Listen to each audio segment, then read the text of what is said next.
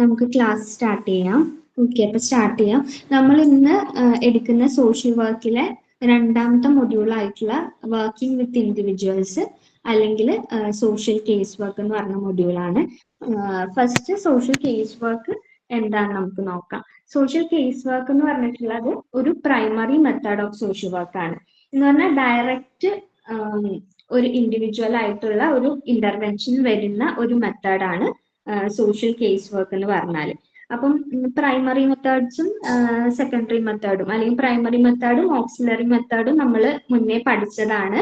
അപ്പം അതിനകത്ത് എന്താ പറയുന്നത്, ഡയറക്റ്റ് ഇന്റർവെൻഷൻ വരുന്നത് പ്രൈമറി മെത്തേഡ്. അതിൽ 3 ഉണ്ട്: social case work, group work and community organisation. അതുപോലെ തന്നെ ഓക്സിലറി മെത്തേഡ് എന്ന് പറയുമ്പോൾ അവിടെ ഒരു ഡയറക്റ്റ് കോണ്ടാക്ട് വരുന്നില്ല, ഒരു ഇൻഡയറക്റ്റ് ഇതിലാണ് എന്താ അവരുടെ പ്രോബ്ലംസ് സോൾവ് ആവുന്നതോ അല്ലെങ്കിൽ ഒരു ബെറ്റർമെന്റ് എല്ലാം നടക്കുന്നത് ഇൻഡയറക്ട്ലി ആണ് നടക്കുന്നത്. ഓക്കെ, അപ്പം നമ്മൾ ഇന്ന് നോക്കുന്നത് സോഷ്യൽ കേസ് വർക്ക് എന്ന് പറഞ്ഞാൽ പ്രൈമറി മെത്തേഡാണ്, ഡയറക്റ്റ് ഇന്റർവെൻഷൻ ആണ്. അപ്പം ഈ പറഞ്ഞ ഇത്രയും പറഞ്ഞ 6 മെത്തേഡുകളിൽ ഏറ്റവും ഫസ്റ്റില് വന്നേക്കുന്ന മെത്തേഡാണ് സോഷ്യൽ കേസ് വർക്ക്. ആദ്യം ഇൻഡിവിജ്വലിനെ പ്രോബ്ലംസ് സോൾവ് ചെയ്ത് ആൻഷ്യൻ ടൈംസിലെ അങ്ങനെ സോൾവിങ് നടന്ന വഴിയാണ് ഇപ്പോ നമ്മൾ കാണുന്ന സോഷ്യൽ കേസ് വർക്ക് എന്ന് പറഞ്ഞാൽ അല്ലെങ്കിൽ വർക്കിംഗ് വിത്ത് ഇൻഡിവിജ്വൽസ് എന്ന് പറഞ്ഞാൽ ഈ ഒരു രീതിയിലേക്ക് എത്തിയത്. സോഷ്യൽ വർക്കിനെ തന്നെ നമ്മൾ എന്താ പറയാ, ഒരു പ്രോബ്ലം സോൾവിങ് പ്രൊഫഷൻ ആയിട്ടാണ് പറയുന്നത്. ഇവിടെ ആ ഒരു രീതിയിൽ എങ്ങനെയാ നടക്കുന്നത്, ഒരു ഇൻഡിവിജ്വലിന്റെ പ്രോബ്ലംസ് ആണ് സോൾവ് ചെയ്യപ്പെടുന്നത്. ഇതൊരു 1-to-1 റിലേഷൻഷിപ്പ് ആണ്. ഒരു സോഷ്യൽ കേസ് വർക്ക് ടെർമിനോളജിയിൽ പറയുകയാണെങ്കിൽ കേസ് വർക്കർ ആൻഡ് ക്ലയന്റ് എന്നാ പറയുന്നത്. ഇപ്പൊ പറഞ്ഞ ഒരു പേഴ്സൺ അല്ലെങ്കിൽ ഇൻഡിവിജ്വൽ ആരാണ്? ക്ലയന്റ് ആണ്. അവരുടെ മുന്നിൽ വന്നിരിക്കുന്ന ഒരു ക്ലയന്റിന്റെ പ്രോബ്ലം ആണ് സോൾവ് ചെയ്യാൻ പോകുന്നത്. ഇപ്പോ നമ്മൾ എല്ലാവരും തന്നെ എടുത്താലും നമ്മൾ പലതരം സിറ്റുവേഷനിൽ ജീവിക്കുന്ന, നമ്മുടെ സോഷ്യല് അല്ലെങ്കിൽ എക്കണോമിക്, പൊളിറ്റിക്കൽ എല്ലാം ഡിഫറെന്റ് ആണ്. അപ്പം നമുക്ക് വരുന്ന, നമ്മൾ ഓരോരുത്തരും ഡെയിലി ലൈഫിൽ ഫേസ് ചെയ്യുന്ന പ്രോബ്ലംസും അതുമാതിരി തന്നെ ഡിഫറെന്റ് ആയിരിക്കും.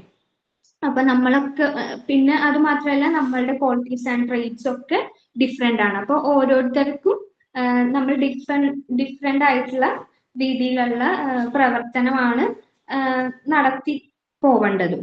ഓക്കെ, ദെൻ അപ്പോൾ നോക്കുകയാണെങ്കിൽ ഇതൊരു ഹ്യൂമനിസ്റ്റിക് അറ്റംപ്റ്റ് ആണ്, ആളുകളെ ഹെൽപ്പ് ചെയ്യാനുള്ള ഒരു ഹ്യൂമനിസ്റ്റിക് അറ്റംപ്റ്റ് ആയിട്ടാണ് കാണുന്നത്.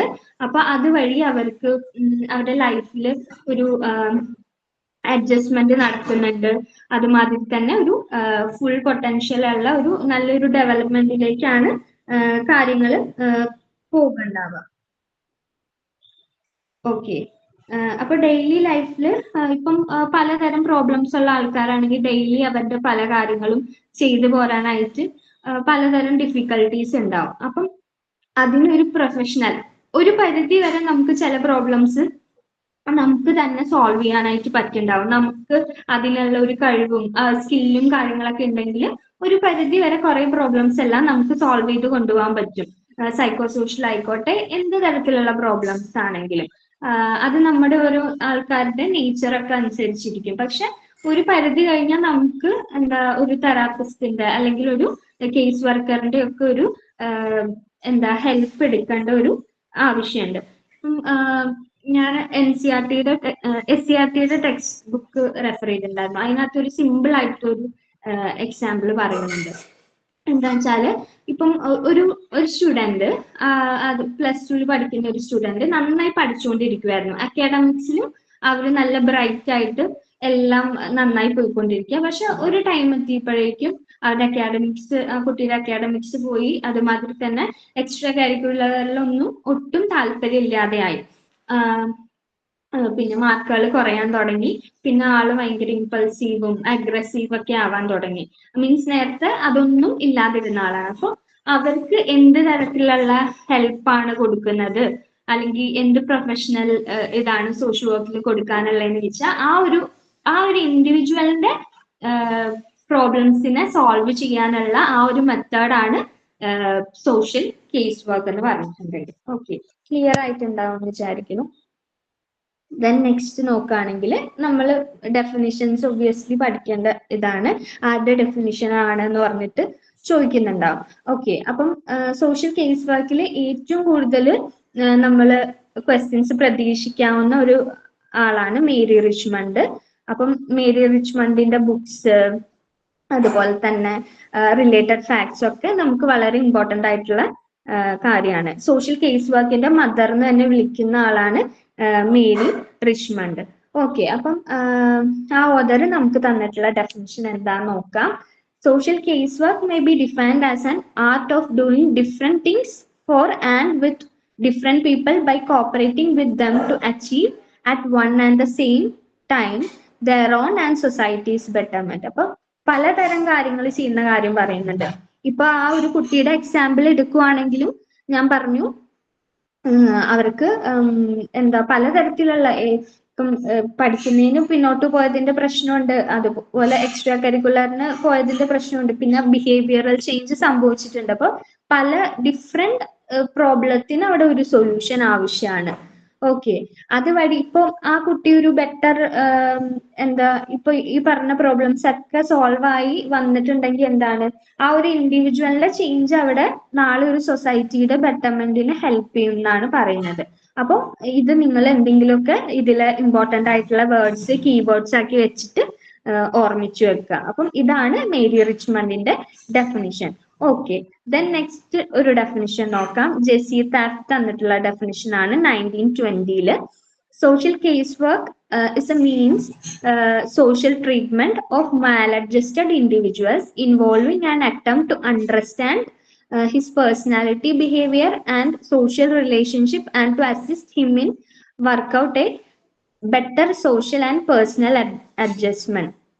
ഈ ഒരു പ്രശ്നങ്ങൾ എപ്പോഴാണ് ഉണ്ടാവുന്നത്? ഒരു എന്താ ഒരു നമുക്ക് കുറെ നീഡ്സും കാര്യങ്ങളൊക്കെ ഉണ്ടാവും, അതിലേക്ക് എത്താൻ വേണ്ടിയിട്ട് നമുക്ക് പറ്റുന്നുണ്ടാവില്ല, അല്ലെങ്കിൽ നമുക്ക് അഡ്ജസ്റ്റ്മെന്റൽ ഈ പ്രശ്നങ്ങളൊക്കെ ഉണ്ടാവും. അങ്ങനെ നമ്മുടെ പേഴ്സണാലിറ്റി ബിഹേവിയറിലൊക്കെ ഒരു ചേഞ്ച് വരികയാണ്, അല്ലെങ്കിൽ ഒരു പ്രോബ്ലം വരികയാണ്.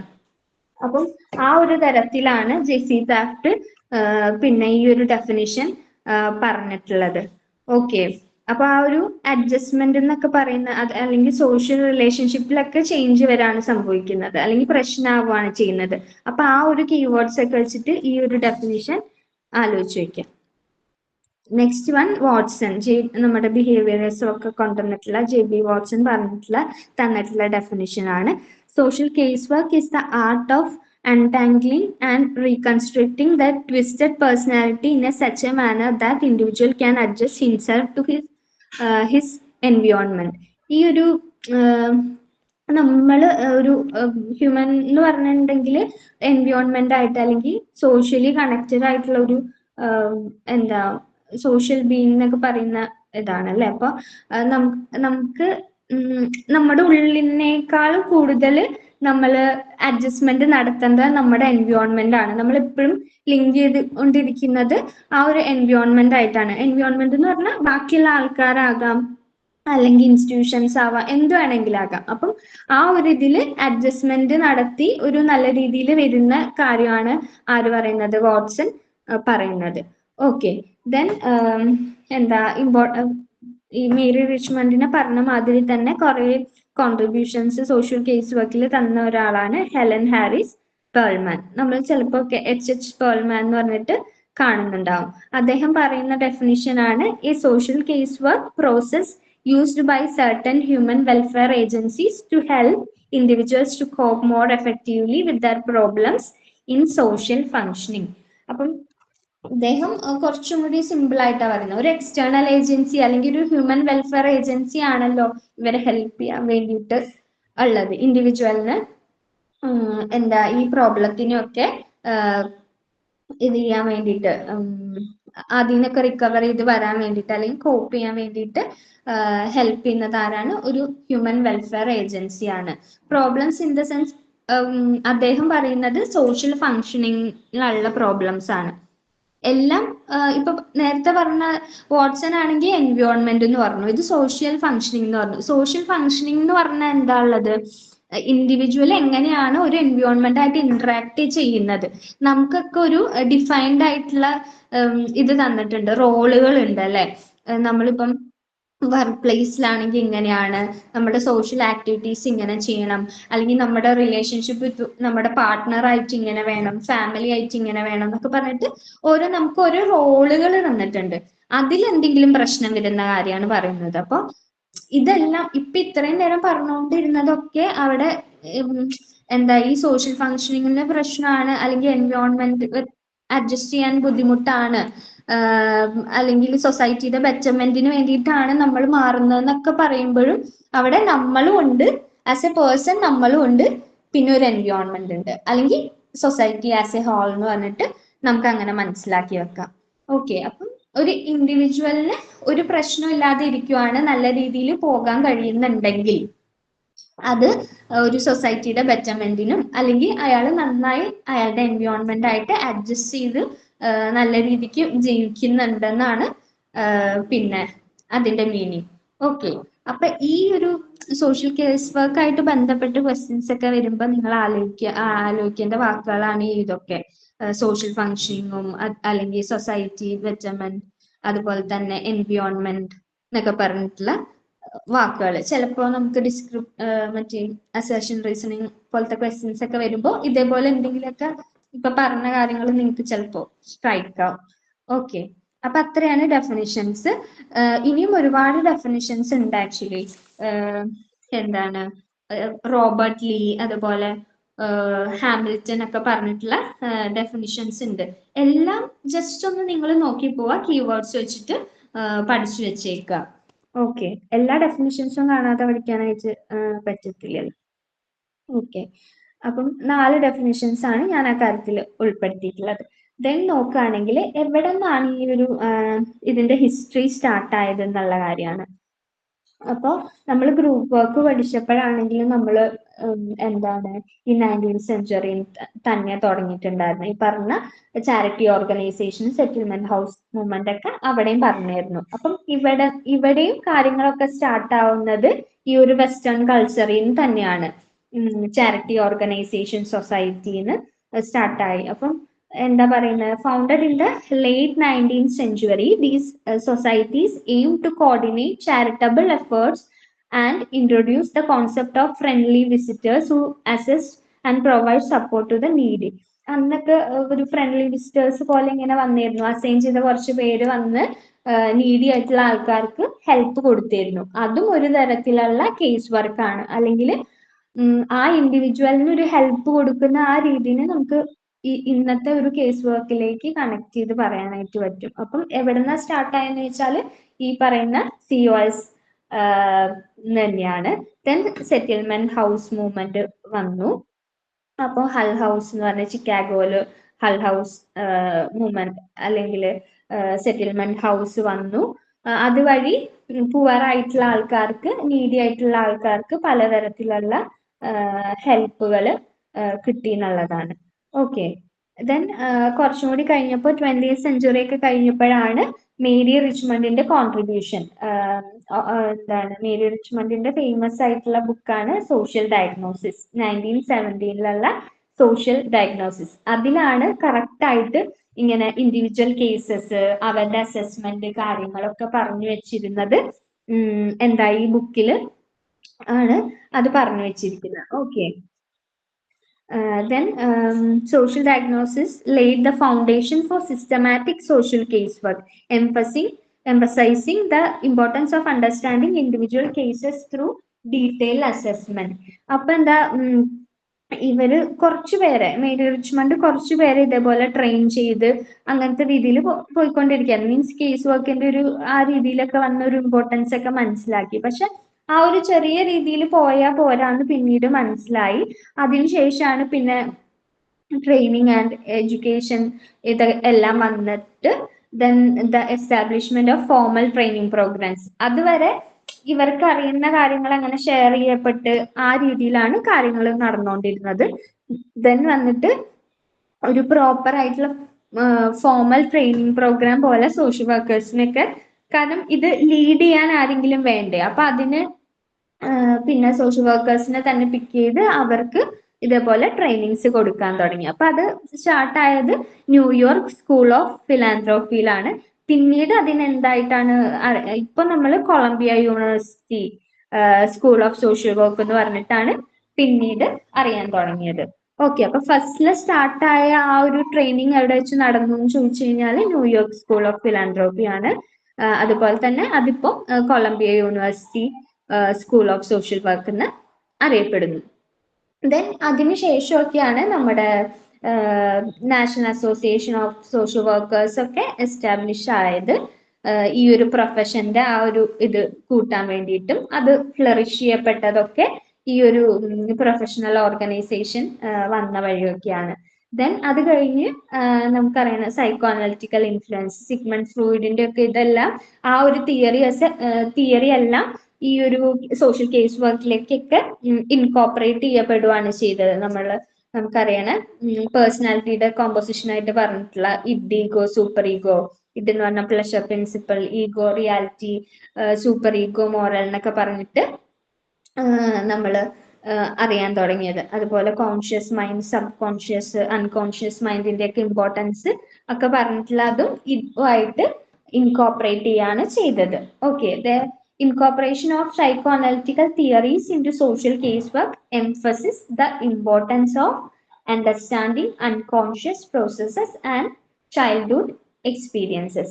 Then അത് കഴിഞ്ഞ പാടെ എന്താ സിസ്റ്റം തിയറി അല്ലെങ്കിൽ സിസ്റ്റം അപ്രോച്ച് ഒക്കെ ഇന്റർവ്യൂ ചെയ്യാൻ തുടങ്ങി ഇതിന്റെ കൂട്ടത്തില്. അപ്പം സിസ്റ്റം തിയറി എപ്പോഴും പറയുന്നത് മുമ്പ് നമ്മൾ പറഞ്ഞ പോലെ ആ individual function within the society എങ്ങനെ ഇൻഡിവിജ്വല് എന്താണ് വർക്ക് ചെയ്യുന്നു, how each part of the contribute to the way of individual function within the society and how those parts might interact with compound issues.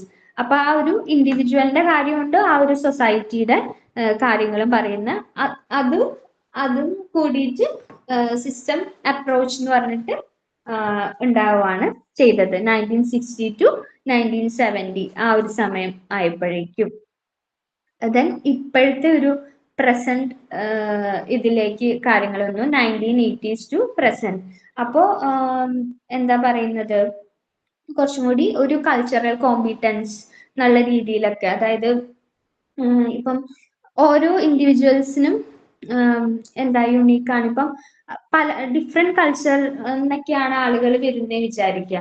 അപ്പം അവരെ നമ്മള് എന്താ respect ചെയ്യുക, അതിലും വാല്യൂസും ആറ്റിറ്റ്യൂഡ്സും ബിലീഫ്സും ഒക്കെ കണ്ട് ഡിഫറെന്റ് കൾച്ചേഴ്സിന് അതെല്ലാം ഡിഫറെന്റ് ആണെന്ന് കണ്ടിട്ട് അവരായിട്ട് അപ്രോപ്രിയേറ്റ് ആയിട്ടുള്ള ഒരു എന്താണ് ഡിഫറൻസസ് ഉണ്ടെന്ന് മനസ്സിലാക്കിയിട്ട് അവർക്ക് വേണ്ടിയിട്ടുള്ള പ്രോഗ്രാംസിലും കാര്യത്തിലൊക്കെ ഒരു പങ്കെടുക്കുന്ന ആ ഒരു രീതി ഇപ്പൊ നമ്മൾ കൊണ്ടുവരുന്ന ആ ഒരു സംഭവമാണ് ഡൈവേഴ്സിറ്റി ആൻഡ് മൾട്ടി കൾച്ചറലിസം എന്ന് പറയുന്നത്. ആ ഒരു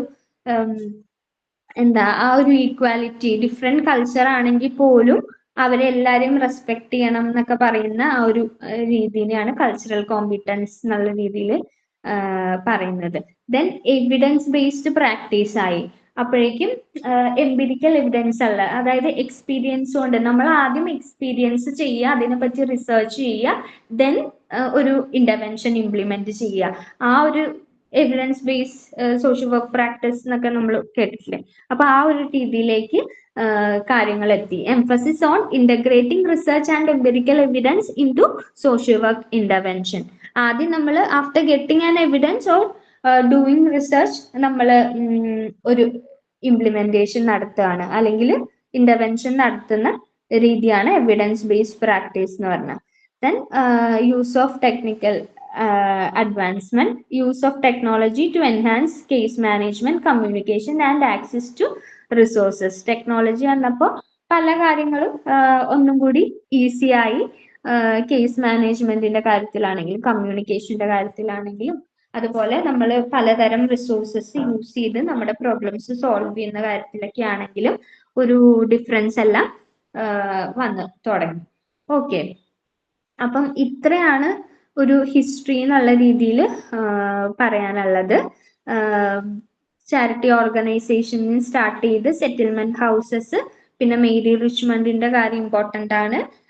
പിന്നെ ഏത് സ്കൂൾ ഓഫ് സോഷ്യൽ വർക്കിലാണ് എസ്റ്റാബ്ലിഷ്ഡ് ആയത് സോഷ്യൽ കേസ് വർക്ക് എന്ന് പറഞ്ഞ. ദെൻ പ്രൊഫഷണൽ ഓർഗനൈസേഷൻ എന്ത് കോൺട്രിബ്യൂട്ട് ചെയ്തു. ദെൻ സോഷ്യൽ കേസ് വർക്കിൽ സൈക്കോ അനലിറ്റിക്കൽ ഇൻഫ്ലുവൻസ് എന്താണ്, സിസ്റ്റം അപ്രോച്ച് അല്ലെങ്കിൽ സിസ്റ്റം തിയറി. പിന്നെ ഇന്ന് നമ്മൾ കാണുന്ന diversity and multi culturalism, evidence based practice and technological advancement. അപ്പൊ ഇത്രയും റൂട്ടിൽ കൂടെയാണ് എന്ത് നമ്മുടെ സോഷ്യൽ കേസ് വർക്ക് അല്ലെങ്കിൽ വർക്കിംഗ് വിത്ത് ഇൻഡിവിജ്വൽസ് എന്ന് പറഞ്ഞിട്ടുള്ള ഈ ഒരു മെത്തേഡ്, സോഷ്യൽ വർക്കിന്റെ പ്രാക്ടീസ് ചെയ്യാനുള്ള ഈ ഒരു മെത്തേഡ് നമുക്ക് വന്ന് സംഭവിച്ചത് എന്ന് പറയണം. ഓക്കെ, ദെൻ ഒബ്ജക്റ്റീവ്സ് ആണ്. പി ഡി മിശ്രയുടെ ഒബ്ജക്റ്റീവ് ഉണ്ട്, അതല്ലാതെ കോമൺ ആയിട്ട് ഒബ്ജക്റ്റീവ് ഇൻവോൾവ് ചെയ്തിട്ടുണ്ട്. മറ്റേത് രണ്ടും അത്ര അധികം ഡിഫറൻസസ് ഒന്നും ഇല്ല. To achieve the goal of making client self determine. അവരുടെ പ്രോബ്ലംസ്, എനിക്ക് ഇന്ന പ്രോബ്ലം ഉണ്ടെന്ന് അവർ അണ്ടർസ്റ്റുഡ് ആയി അവർ തന്നെ മുന്നോട്ട് വരുന്ന ആ ഒരു രീതിയിലേക്ക് മാറുക, അതൊരു ഒബ്ജക്റ്റീവാണ്. Then facilitate and strengthen the social relationship. Social relationship അവരായിട്ട് കണക്ട് ചെയ്യുന്ന ആ ഒരു റിലേഷൻഷിപ്പ് നന്നായി പോവാൻ വേണ്ടിയിട്ട്, സ്ട്രെങ്തൻ ചെയ്യാൻ വേണ്ടിയിട്ടും കൂടിയാണ് കേസ് വർക്ക് യൂസ് ചെയ്യുന്നത്. Then help the people mobilise there capacities for the solutions of the problems. എന്താ ചെയ്യേണ്ടത്, അവരുടെ പ്രോബ്ലത്തിന് സൊല്യൂഷൻ കാണാൻ വേണ്ടിയിട്ട് എന്താണ് അവരുടെ കാപ്പബിലിറ്റീസ് തന്നെ ഡെവലപ്പ് ആക്കാൻ വേണ്ടിയിട്ട് ഇത് ചെയ്യാൻ വേണ്ടിയിട്ടാണ് പറയുന്നത്. Then to bring about an adjustment between individual client and his situation of environment ആയിട്ട് അഡ്ജസ്റ്റ് ചെയ്ത് പോകാൻ വേണ്ടിയിട്ട് അവരെ പ്രാപ്തരാക്കുക, ക്ലയന്റിനെ പ്രാപ്തരാക്കുക. അതുമാതിരി then to strengthen client's ego power ആണ്. ഈഗോ പവർ എന്ന് പറഞ്ഞു കഴിഞ്ഞാൽ നമ്മളിങ്ങനെ ചില ആൾക്കാരെ കണ്ടിട്ടില്ലേ, എത്ര വിഷമാണെങ്കിലും അങ്ങനെ ഉള്ളിൽ കുറെ പ്രശ്നങ്ങളും ഇതൊക്കെ ഉള്ള ആൾക്കാരായിരിക്കും, പക്ഷെ നല്ല ബാക്കി എല്ലാ കാര്യങ്ങളും നല്ല ചിരിച്ച മുഖത്തോടുകൂടി ചെയ്യും എന്നൊക്കെ പറഞ്ഞിട്ട്. അതാണ് ഒരു തരത്തിൽ മീൻസ് അങ്ങനെ പറയാൻ പറ്റും നമുക്ക്. An individual ability to maintain their identity and a sense of self in the face of pain, distress and conflict. എത്ര പ്രശ്നത്തിന്റെ ഇടയിലാണെങ്കിലും അവർക്ക് അവരുടെ ആ ഒരു ഐഡന്റിറ്റി കീപ്പ് ചെയ്യാനും സെൻസ് ഓഫ് സെൽഫ് എന്നുള്ള ആ ഒരു രീതിയിൽ ഇത് ചെയ്യാൻ പറ്റുന്ന ഒരു രീതിയാണ്. അപ്പം അതാണ് ഈഗോ പവർ എന്ന് പറഞ്ഞിട്ടുണ്ടെങ്കിൽ അത് സ്ട്രെങ്തൻ ചെയ്യിപ്പിക്കുന്നത് കേസ് വർക്കിന്റെ ഒരു ഒബ്ജക്റ്റീവ് ആണ്. Then to provide remedies to the problems prevailing in the society. പലതരത്തിലുള്ള പ്രശ്നം, ഈ ഇൻഡിവിജ്വലിന്റെ പ്രശ്നം കാരണം പലതരത്തിലുള്ള ഇഷ്യൂസ് നിലനിൽക്കുന്നുണ്ടാവാം. അപ്പം അതിനെല്ലാം ഓരോ റെമഡി അല്ലെങ്കിൽ ഒരു പ്രശ്ന പരിഹാരം ഉണ്ടാക്കുക എന്നുള്ളതും സോഷ്യൽ കേസ് വർക്കിന്റെ രീതിയാണ്. Then develop advocate resources to enhance the social functioning. ഇവിടെയും സോഷ്യൽ ഫങ്ഷനിങ് ഇമ്പോർട്ടന്റ് ആയിട്ട് പറയുന്നതാ. അപ്പം പലതരത്തിലുള്ള റിസോഴ്സസ് ഉണ്ടാക്കുക, സോഷ്യൽ ഫങ്ഷനിങ് നന്നായി പോവാൻ വേണ്ടിയിട്ട്, ഒരു ഇൻഡിവിജ്വലിന്റെ സോഷ്യൽ ഫങ്ഷനിങ് നന്നായി പോവാൻ വേണ്ടിയിട്ടുള്ള റിസോഴ്സസ് ഡെവലപ്പ് ചെയ്യുക. അപ്പൊ ഇത്രയാണ് ഒബ്ജക്റ്റീവ്സിൽ പറയുന്നത്. ഇപ്പൊ ഈ ഒബ്ജക്റ്റീവ്സ് ഒക്കെ പഠിക്കുന്ന വഴി നമുക്ക് കേസ് വർക്കിന്റെ ഒരു രൂപം എന്താണെന്നുള്ളത് കറക്റ്റ് ആയിട്ട് മനസ്സിലാവുന്നുണ്ടാവും. അപ്പൊ നെക്സ്റ്റ് പി ഡി മിശ്ര തന്നിട്ടുള്ള ഒബ്ജക്റ്റീവ്സ് ആണ്. അതെല്ലാം റിലേറ്റ് ചെയ്തിരിക്കുന്നത് ഈ ഒരു സോഷ്യൽ ഫങ്ഷനിങ്ങിന്റെ രീതിയിലാണ് അധികവും റിലേറ്റ് ആയിട്ട് ഇരിക്കുന്നത്. പിന്നെ ഈഗോ പവറും. ഓക്കെ, അപ്പം കുറച്ചും കൂടി ഈസി ആയിട്ട് നമ്മൾ മുന്നേ പഠിച്ചു വന്ന മീൻസ് മുന്നത്തെ ഒബ്ജക്റ്റീവ്സ് നോക്കിയ കാരണം കൊണ്ട് ഇത് നിങ്ങൾക്ക് ഈസി ആയിരിക്കും. To understand and solve the internal problems of the individual. അവിടെ ആ ഒരു ഇൻഡിവിജ്വലിന്റെ മാത്രം കാര്യം വന്നാൽ ഉള്ളിലുള്ള ഇന്റേണലി നടക്കുന്ന കോൺഫ്ലിക്റ്റുകൾ, പ്രശ്നങ്ങൾ സോൾവ് ചെയ്യാനുള്ള ഒരു ഉദ്ദേശമുണ്ട്. ദെൻ ഇപ്പൊ പറഞ്ഞ പോലെ ഈഗോ പവർ സ്ട്രെങ്തൻ ചെയ്യുക, സെയിം പോയിന്റ് തന്നെയാണ്. Then remediation of problems in social functioning, prevention of problems in social functioning, development of resources to enhance social functioning. പിന്നുള്ള എല്ലാ പോയിന്റ്സും സോഷ്യൽ ഫങ്ഷനിങ്ങിനെ ചുറ്റിപ്പറ്റിയുള്ള പോയിന്റ്സ് ആണ്. പറഞ്ഞിട്ടുള്ളത്. അപ്പൊ സോഷ്യൽ ഫങ്ഷനിങ് എത്രമാത്രം പ്രാധാന്യമുള്ളതാണെന്ന് നിങ്ങൾക്ക് മനസ്സിലായിട്ടുണ്ടാവും. സോഷ്യൽ ഫങ്ഷനിങ് എന്ന് പറഞ്ഞാൽ എന്താണ് നേരത്തെ പറഞ്ഞ defines an individuals interaction with the environment and the ability to fulfill the role within such environment, such as work ആവാം, social activities ആവാം, relationship with partners ആവാം, families ആവാം. അതെല്ലാമാണ് നമ്മുടെ ആ ഒരു നമ്മൾ ചെയ്യുന്ന ആ ഒരു റോള്, അതിനെയാണ് സോഷ്യൽ ഫങ്ഷനിങ് എന്ന് പറയുന്നത്. ഓക്കെ, ദെൻ ഇമ്പോർട്ടൻ്റ് ആയിട്ടുള്ള ഒരു ഭാഗമാണ് principle of social case work എന്ന് പറഞ്ഞത്. ഇത് ഞാൻ ജസ്റ്റ് പോയിന്റ് ഔട്ട് ചെയ്തിട്ടേ ഉള്ളൂ, പക്ഷെ നിങ്ങൾക്ക് നോട്ട്സ് തരുമ്പോൾ അതിന്റെ ഒരു പ്രോപ്പർ ആയിട്ടുള്ള ഇത് ഉണ്ടാകും. ഓക്കെ, അപ്പം മെയിൻലി നമ്മുടെ പ്രിൻസിപ്പിൾസ് എന്തിനു വേണ്ടിയിട്ടാണ്, ഈ ഒരു പ്രിൻസിപ്പിൾ വഴിയാണ് ഒരു എന്താ അതൊരു ക്ലയന്റും കേസ് വർക്കറും തമ്മിലായിട്ട് ഒരു കറക്റ്റ് ആയിട്ട് ഒരു റാപ്പോ എസ്റ്റാബ്ലിഷ് ചെയ്യാൻ വേണ്ടിയിട്ടും ഒക്കെ വേണ്ടിയിട്ടാണ് നമ്മൾ പ്രിൻസിപ്പിൾസ്, അല്ലെങ്കിൽ ഒരു ഗൈഡ് ലൈൻ ആണ് എന്നൊക്കെ നമ്മൾ പറയാറുണ്ട് അല്ലെ. പ്രിൻസിപ്പിൾ എന്ന് പറഞ്ഞിട്ടുണ്ടെങ്കിൽ ഒരു പ്രൊഫഷണൽ ആക്ഷന് വേണ്ടിയിട്ട് ഗൈഡ് ചെയ്യാൻ വേണ്ടിയിട്ടുള്ള ഒരു കാര്യങ്ങളാണ് പ്രിൻസിപ്പിൾ എന്ന് പറഞ്ഞിട്ടുണ്ടെങ്കിൽ. ഇപ്പോ എനിക്ക് തോന്നുന്നു നമ്മൾ 13 പ്രിൻസിപ്പിൾ ആണ് ഇൻക്ലൂഡ് ചെയ്തിട്ടുള്ളത്. ചില ടെക്സ്റ്റ് ബുക്കിനകത്ത് 8 to 9 പ്രിൻസിപ്പിൾസേ കണ്ടിട്ടുള്ളൂ. നമ്മൾ ഒന്നും മാക്സിമം കളക്ട് ചെയ്തിട്ടുണ്ട്. അപ്പം ഫസ്റ്റ് പ്രിൻസിപ്പിൾ എന്താണ്? ഇൻഡിവിജ്വലൈസേഷൻ ആണ്. ആ ഒരു പ്രിൻസിപ്പിൾ നമ്മൾ സോഷ്യൽ വർക്ക് പഠിക്കുന്ന സമയം തൊട്ട് നമ്മൾ ഒത്തിരി പറഞ്ഞു പോയിട്ടുള്ളതും കേട്ടിട്ടുള്ളതുമാണ് പ്രിൻസിപ്പിൾ ഓഫ് ഇൻഡിവിജ്വലൈസേഷൻ. ഓരോ ഇൻഡിവിജ്വലും യുണീക്ക് ആണ്. അപ്പം അതിലെന്താ ഉള്ളത്? ഇപ്പം രണ്ടാൾക്കാർക്ക് രണ്ടുപേര് ഒരേപോലെ ഒരേ വീട്ടിലാണെന്ന് വിചാരിച്ചോ, അവർക്ക് സെയിം ക്വാളിറ്റീസും ട്രേഡ്സും ആയിരിക്കും? ഒരിക്കലും അല്ല. ഇനിയിപ്പോ അവർക്ക് ചില സ്വഭാവങ്ങള് കാര്യങ്ങളൊക്കെ ഒരേപോലെ ഉണ്ടാവും, പക്ഷെ എന്നാലും ഒരിക്കലും രണ്ടാൾക്കാർ സിമിലർ ആയിട്ട് അല്ലെങ്കിൽ ഒരേ മാതിരി ഉണ്ടാവത്തില്ല. അവർ എന്തായാലും ഡിഫറെന്റ് ആയിരിക്കും. ഇപ്പം ചിലപ്പോൾ അവരുടെ പ്രോബ്ലംസ് ഒക്കെ ഇല്ലേ സെയിം ആയിട്ടുണ്ടാവും. ഇപ്പം നേരത്തെ പറഞ്ഞ എക്സാമ്പിൾ തന്നെ നോക്കുകയാണെങ്കിൽ, ഈ പഠിക്കാത്ത കുട്ടിയുടെ കാര്യം അല്ലെങ്കിൽ മാർക്ക് കുറയുന്നത് പ്രശ്നമായത്, അതൊക്കെ കോമൺ ആണ്. പക്ഷെ അതിന്റെ കോസ് ചിലപ്പോൾ കോമൺ ആവണം എന്നില്ല. ചിലർക്ക് പെട്ടെന്ന് പഠിച്ചുകൊണ്ടിരിക്കുന്ന ഒരു കുട്ടി പഠിക്കാതെ ആയത് പല ഡിഫറെന്റ് കാര്യം വെച്ചായിരിക്കും. അതിന്റെ കോസ് ഡിഫറെന്റ് ആയിരിക്കും. അതേപോലെ ആ കുട്ടിയുടെ അതിനോടുള്ള ആറ്റിറ്റ്യൂഡ് അല്ലെങ്കിൽ ഒരു പെർസെപ്ഷൻ അത് ഡിഫറെന്റ് ആയിരിക്കും. പിന്നെ അവരുടെ ഈഗോ സ്ട്രെങ്ത് ഡിഫറെന്റ് ആയിരിക്കും. അപ്പൊ അതൊക്കെ ഡിഫറെന്റ് ആയത് പ്രകാരം നമ്മൾ എന്താ ചെയ്യേണ്ടത്? അവരെല്ലാവരെയും ഇൻഡിവിജ്വൽ ആയിട്ട് കണ്ടിട്ട് ഇൻഡിവിജ്വലി ട്രീറ്റ് ചെയ്യണം. എല്ലാ ഇൻഫർമേഷൻസും നമ്മൾ എന്ത് ചെയ്യണം?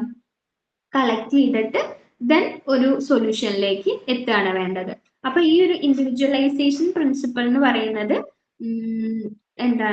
ഓരോ ഇൻഡിവിജ്വലും യുണീക്ക് ആണ്, അവരുടെ പ്രശ്നങ്ങളും യുണീക്ക് ആണ്. സംടൈംസ് അവരുടെ പ്രശ്നങ്ങൾ സിമിലർ ആയാൽ കൂടി the cause of the problem, the perception towards the problem, ego strength will be different. So എന്താണ് വേണ്ടത്? ഇൻഡിവിജ്വൽ ആയിട്ട് നമ്മൾ സെപ്പറേറ്റ് ആയിട്ടുള്ള മെത്തേഡ് യൂസ് ചെയ്തിട്ട് വേണം അവരെ ട്രീറ്റ് ചെയ്യാൻ വേണ്ടിയിട്ട്. ഓക്കെ, ദെൻ നെക്സ്റ്റ് പ്രിൻസിപ്പിൾ എന്ന് പറഞ്ഞാൽ മീനിങ് റിലേഷൻഷിപ്പ് ആണ്. ഇവിടെ എന്താണ് പറയുന്നത്? The change of behaviour client or to achieve adjustment in maladjusted situation ആണ്. അപ്പം നമ്മളൊരു ചേഞ്ച് കൊണ്ടുവരാൻ വേണ്ടിയിട്ടും അല്ലെങ്കിൽ അവരുടെ സിറ്റുവേഷൻ ആയിട്ട് കോപ്പപ്പ് ചെയ്യാൻ വേണ്ടിയിട്ടാണല്ലോ നമ്മൾ ഈ ഒരു കേസ് വർക്ക് ചെയ്യുന്നത്. അപ്പൊ എന്ത് ചെയ്യണം? നമ്മൾ അവരെ കൺവിൻസ് ചെയ്യണം, ഒരു നല്ലൊരു റിലേഷൻഷിപ്പിലേക്ക് എത്തിപ്പെടുക. എന്നിട്ട് അവരെ കൺവിൻസ് ചെയ്യണം. നമ്മുടെ ഒരു കേസ് വർക്കർ ആയ ജെന്യുവൻ ആയിരിക്കണം, ഓർത്ത് ഉണ്ടാവണം, അങ്ങനെ കുറെ ഫാക്ടേഴ്സ് ഉണ്ട്. അപ്പം ഇതൊക്കെ അവർ കൺവിൻസ്ഡ് ആവണം. നമ്മൾ ഇങ്ങനെയൊക്കെയാണ്, നമ്മൾ അവരെ റെസ്പെക്ട് ചെയ്യുന്നുണ്ട്, അവർ പറയുന്ന കാര്യങ്ങൾ നമ്മൾ റെസ്പെക്ട് ചെയ്യുന്നുണ്ട്, നമ്മൾ അവരെ കെയർ ചെയ്യുന്നുണ്ട്. അതുപോലെ തന്നെ നമ്മൾ ട്രസ്റ്റ് നേടിയെടുക്കാനാണ് ശ്രമിക്കേണ്ടത്. അവർ ഒരു സെക്യൂർ ഫീലിംഗിലേക്ക് എത്തിയാലൊക്കെയാണ് അവർക്ക് നമ്മുടെ അടുത്ത് പല കാര്യങ്ങളും ഷെയർ ചെയ്യാൻ പറ്റുള്ളൂ. ഈ എല്ലാ കാര്യങ്ങളും ഉള്ള ഒരു ഹ്യൂമൻ ആയിട്ട് നമ്മുടെ മുന്നിൽ നിന്നാൽ മാത്രമാണ് നമുക്ക് എന്തെങ്കിലും ഒരു സൊല്യൂഷനിലേക്ക് എത്താനായിട്ട് പറ്റുന്നുള്ളൂ. അപ്പൊ ആ ഒരു മീനിങ് ഫുൾ റിലേഷൻഷിപ്പിലേക്ക് നമ്മൾ എത്തിക്കുക എന്നുള്ളതാണ് കേസ് വർക്കറിന്റെ ഉത്തരവാദിത്തം. ഓക്കെ, അപ്പൊ മീനിങ് ഫുൾ റിലേഷൻഷിപ്പ് അവിടെ ഇമ്പോർട്ടന്റ് ആണ്. Then principle of acceptance. ഇവിടെ എന്താണ്? Accept the client as he or she is. എങ്ങനെയാണോ അവരെ അങ്ങനെ തന്നെ നമ്മൾ മനസ്സിലാക്കുക. ഓക്കെ, അവർക്ക് പലതരത്തിലുള്ള ലിമിറ്റേഷൻസും കാര്യങ്ങളൊക്കെ ഉണ്ടാവും. പക്ഷെ ആസ് എ സോഷ്യൽ വർക്കർ നമ്മൾ അവരെ വ്യക്തമായി മനസ്സിലാക്കുക. ഇനിയിപ്പോ എല്ലാ ഹ്യൂമൻ ബീങ്സിനും പോസിറ്റീവ് ആസ്പെക്റ്റും നെഗറ്റീവും ഒക്കെ ഉണ്ടാവും. പക്ഷെ ആ ഒരു നെഗറ്റീവ് ബിഹേവിയറിനെ നമ്മൾ അതേമാതിരി തന്നെ ആക്സെപ്റ്റ് ചെയ്യണം. ദെൻ നമ്മൾ എന്തിനു വേണ്ടിയിട്ടാണ് പ്രവർത്തിക്കേണ്ടത്? ആ ഒരു നെഗറ്റീവിനെ പോസിറ്റീവിലേക്ക് എത്തിക്കാൻ വേണ്ടിയിട്ട്, അല്ലെങ്കിൽ ആ ഒരു നെഗറ്റീവിനെ ചേഞ്ച് ചെയ്യാൻ വേണ്ടിയിട്ടാണ് നമ്മൾ പ്രവർത്തിക്കേണ്ടത്. ദെൻ അതിനെയാണ് ആ ഒരു പ്രിൻസിപ്പിൾ ഓഫ് ആക്സെപ്റ്റൻസ് എന്ന് പറയുക. അവരെങ്ങനെയാണോ അങ്ങനെ തന്നെ നമ്മൾ അവരെ മനസ്സിലാക്കി വെക്കുക. Then next point principle of communication ആണ്. ഇവിടെ കമ്മ്യൂണിക്കേഷൻ എന്ന് പറഞ്ഞാൽ നമുക്കറിയാം ഒരു 2-way പ്രോസസ് ആണ്. ഇവിടുന്ന് ഒരാൾ പറയും, അവിടുന്ന് ഒരാൾ കേൾക്കും, അവിടുന്ന് ഒരാൾ ഇങ്ങോട്ട് പറയും, അതിന് റെസ്പോണ്ട് ചെയ്യും. ഓക്കെ, അപ്പൊ ആ ഒരു പ്രോപ്പർ ആയിട്ടുള്ള കമ്മ്യൂണിക്കേഷൻ ഉണ്ടാവാം. ഇവിടെ ആരാണ് ആ 2 പേര്? ഒരാൾ കേസ് വർക്കർ ആണ്, ഒരാൾ ക്ലയന്റ് ആണ്.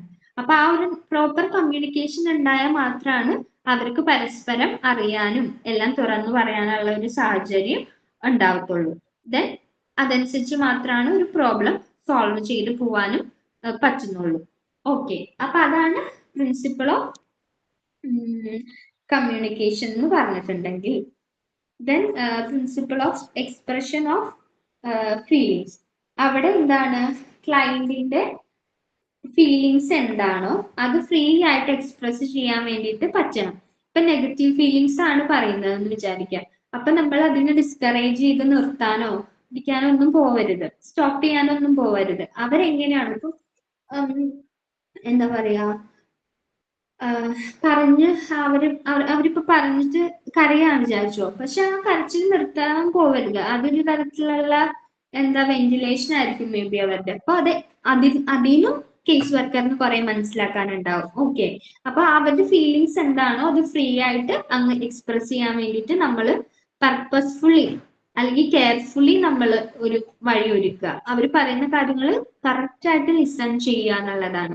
അപ്പോഴാണ് എന്താണ് ഒരു തെറാപ്യൂട്ടിക് നേച്ചറിലേക്ക് പോവുകയും അതിന്റെ ഒരു സ്റ്റിമുലേഷൻ ഉണ്ടാവുകയും ചെയ്യുന്നത്. അപ്പൊ ആ ഒരു പോയിന്റ് ആണ് എന്ത്? എക്സ്പ്രഷൻ ഓഫ് ഫീലിങ്സ് എന്ന് പറഞ്ഞാല് അവരുടെ എക്സ്പ്രഷൻ, അവരുടെ ഫീലിങ്സ് അതുപോലെ തന്നെ എക്സ്പ്രസ് ചെയ്യാൻ വേണ്ടിയിട്ട് വിട്ടുകൊടുക്കുക.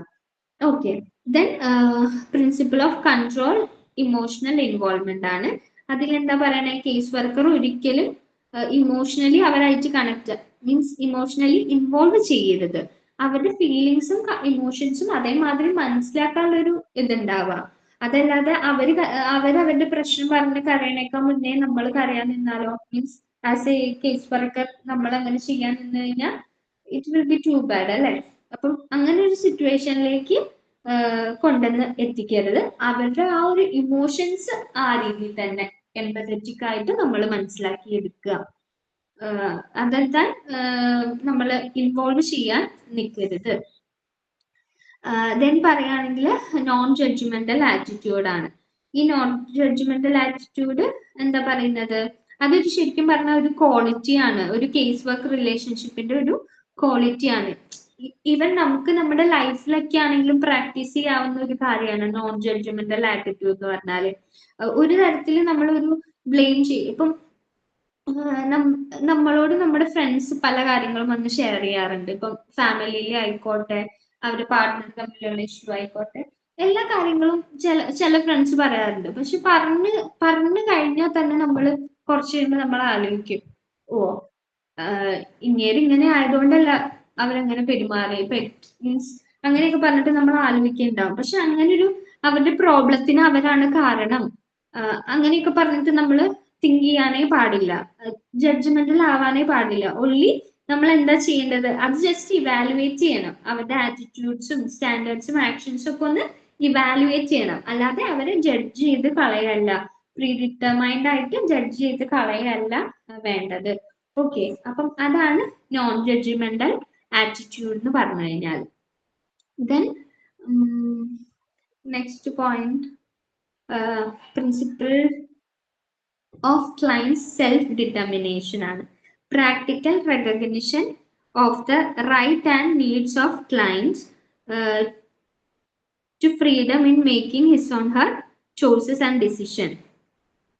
അവർക്ക് കറക്റ്റായിട്ട് അവരുടെ പ്രാക്ടിക്കലി അവർക്ക് മനസ്സിലാവണം, എനിക്ക് ഇന്ന ആവശ്യമുണ്ട്, എനിക്ക് ഇന്ന കാര്യങ്ങളുണ്ട്, പക്ഷെ ഞാൻ തന്നെ അതിന്റെ ഡിസിഷൻ എടുക്കണം, ഞാൻ ചോയ്സസ് എടുക്കണം എന്നുള്ള കാര്യം കറക്റ്റായിട്ട് മനസ്സിലാക്കുക. എന്നിട്ടൊരു എന്താണ് കേസ് വർക്കർ എന്താ ചെയ്യേണ്ടതെന്ന് വെച്ചാല് പോസിറ്റീവായിട്ടും കൺസ്ട്രക്റ്റീവായിട്ടും ഒരു ഡിസിഷൻ മേക്ക് ചെയ്യാൻ വേണ്ടിയിട്ട് അവരെ ഹെൽപ്പ് ചെയ്ത് വിടുക എന്നുള്ളതാണ്. ഇതിൽ പറയാനുള്ള ഒരു കാര്യം എന്ന് വെച്ചാൽ, ഇപ്പോ കേസ് വർക്കറിന്റെ എക്സ്പെർട്ടൈസും ഉണ്ട്. ചിലപ്പോൾ അവർക്ക് എന്തറിയാൻ പറ്റും, ഇപ്പം നമ്മുടെ മുന്നിലുള്ള ക്ലയന്റ് ഇന്നൊരു പ്രശ്നം പറയുന്നുണ്ട്, അപ്പം അവർക്ക് ഇന്നത ആ ഒരു പ്രശ്നത്തിന്റെ സൊല്യൂഷൻ ആയിട്ട് ഈ മെത്തേഡ് യൂസ് ചെയ്താലായിരിക്കും നല്ലതെന്ന് ഓൾറെഡി ആർക്കറിയാം, കേസ് വർക്കർക്ക് അറിയായിരിക്കും. പക്ഷെ അവരെന്ത് ചെയ്യണം, മീൻസ് അതിലേക്ക് ഫോഴ്സ്ഫുള്ളി അവരായിട്ട് സെലക്ട് ചെയ്ത് അതിലേക്ക് കൊണ്ടുവരരുത്. ആ ഒരു ഫേസ് കേസ് വർക്കറിന് താല്പര്യമില്ലെങ്കിൽ നമ്മൾ അതിനെ നിർബന്ധിക്കരുത്. അവരായിട്ട് തന്നെ ആ ഒരു രീതിയിലേക്ക് വരാനുള്ള ഇത് നമ്മൾ ഹെൽപ്പ് ചെയ്ത് കൊടുക്കുക. അല്ലാതെ നമ്മുടെ എക്സ്പെർട്ടൈസും കഴിവും കൊണ്ടിട്ട് ഇവർക്ക് ഇന്നതാണ് വേണ്ട, അപ്പൊ ഈ ഒരു ചോയ്സ്, ഈ ഒരു കാര്യം മാത്രമേ ഉള്ളൂ, നിങ്ങൾ അത് ചെയ്തോളുക, അങ്ങനെ പറഞ്ഞിട്ട് ചെയ്യല്ല വേണ്ടത്. സെൽഫ് ഡിറ്റർമൈൻഡ് ആയിട്ട് അവർ മുന്നോട്ട് വരണം. ദെൻ സെൽഫ് അവയർനെസ് ആണ് next point. Worker self awareness ആണ് ഇവിടെ പറയുന്നത്, ക്ലയന്റിന്റെ അല്ല, കേസ് വർക്കറിന്റെ സെൽഫ് അവയർനെസ്സിനെ പറ്റിയിട്ടാണ്. അപ്പോ ആസ് എ കേസ് വർക്കർ എനിക്ക് അറിയാൻ പറ്റണം എന്റെ സ്ട്രെങ്ത്തും ലിമിറ്റേഷനും ഒക്കെ എന്താണുള്ളത്. അപ്പൊ ഒരു ക്ലയന്റ് വരികയാണ് നമ്മുടെ മുന്നിൽ, ആ ഒരു പ്രോബ്ലം നമുക്ക് അഡ്രസ് ചെയ്യാൻ പറ്റുന്നില്ല, അപ്പൊ നമ്മൾ പിന്നെ അയാളെ എന്താണ് ഇത് ചെയ്ത് വിടരുത്. എന്താ പറയാ, നമുക്കറിയാൻ പാടില്ലാത്ത കാര്യം പറഞ്ഞിട്ട് പ്രശ്നത്തിലേക്ക് ആക്കി കൊണ്ടുവരരുത്. അതിന് പകരം എന്ത് ചെയ്യണം, നമ്മുടെ കയ്യിൽ നിൽക്കാത്തതാണെങ്കിൽ നമ്മൾ റെഫർ ചെയ്യാണ് വേണ്ടത്. കേസ് പ്രോപ്പർ ആയിട്ടുള്ള അതോറിറ്റിയിലേക്ക് നമ്മൾ കേസ് കൊടുക്കുകയാണ് വേണ്ടത്. ഓക്കെ, നമുക്കത് പറ്റുന്നില്ല എങ്കിൽ അപ്പൊ നമ്മളുടെ ഉള്ളിൽ തന്നെ നമ്മളെ പറ്റിയിട്ട് നമുക്കൊരു അവയർനെസ് വേണം. If he feels that the problems of the client is beyond his capacity, obviously എന്ത് ചെയ്യണം, transfer the case into other expertise. Okay, അപ്പം അതാണ് സെൽഫ് അവയർനെസ്സിൽ പറയാനുള്ള പോയിന്റ്. ദെൻ വന്നിട്ട് സോഷ്യൽ ഫങ്ഷനിങ് ആണ്. അപ്പം functioning of individual in his social roles and relationship, നമ്മൾ നേരത്തെ മൊത്തം പറഞ്ഞുകൊണ്ടിരുന്ന പോയിന്റ് ആണ്. അവിടെ ഒരു കണക്ഷൻ വിത്ത് എൻവയോൺമെന്റ് നടക്കുന്നുണ്ട്. ആ ഒരു സോഷ്യൽ വർക്കർ എന്ത് ചെയ്യണം, assess the roles of the client and his capacity to perform these role. അവർക്കത് പറ്റുന്നുണ്ടോ, ചെയ്യാൻ പറ്റുന്നുണ്ടോ, ആ കാര്യങ്ങളൊക്കെ അനലൈസ് ചെയ്ത് പറഞ്ഞു കൊടുക്കേണ്ടതാണ് case worker. Okay, then tuning behaviour ആണ് ഈ പോയിന്റ്സ്. ഈ social functioning, tuning behaviour, social learning, confidentiality common ആയിട്ട് നമ്മൾ എല്ലാ പ്രിൻസിപ്പളും നോക്കുമ്പോൾ കിട്ടിയിട്ടുള്ളതാണ്. പക്ഷെ ഈ 3 പോയിന്റ്സ് ഒക്കെ അല്ലാതെ ഫൈൻഡ് ചെയ്തിട്ടുള്ളതാണ്. അപ്പൊ ഇതിൽ ട്യൂണിങ് ബിഹേവിയർ എന്താ പറയുന്നത് വെച്ചാല്, മാൻ ഹാസ് ബോഡി ഉണ്ട്, മൈൻഡ് ഉണ്ട്, ഇന്റലക്ട് ഉണ്ട്. അപ്പം ഈ 3 ഇൻസ്ട്രുമെന്റ് ആണ് ഉള്ളത് വിചാരിക്കുക. അപ്പം അവരിത് ലൈഫിൽ കോൺസ്റ്റന്റ് ആയിട്ട് ഇത് യൂസ് ചെയ്ത് പോകുന്നതാണ്. എന്നാൽ പോലും ഈ ഒരു മൈൻഡും ബോഡിയും ഒക്കെ ട്യൂൺ ചെയ്ത് വെക്കണം നമ്മൾ, റൈറ്റ് ആയിട്ട് പെർസീവ് ചെയ്യാനും തിങ്ക് ചെയ്യാനും വേണ്ടിയിട്ട് ഈ ഇൻസ്ട്രുമെന്റ്സ് കരുതപ്പെടുന്ന body, mind and intellect tune ചെയ്ത് വെക്കണം എന്നുള്ളതാണ്. Okay, because each person has unique personality ആണ്. അപ്പം അത് കറക്റ്റ് ആയിട്ട് ഫോളോ ചെയ്ത് ഈ പറയുന്ന ഇതെല്ലാം നമ്മൾ ട്യൂൺ ചെയ്ത് വെക്കുക എന്നുള്ളതാണ്. ദെൻ സോഷ്യൽ ലേണിംഗ് ആണ്.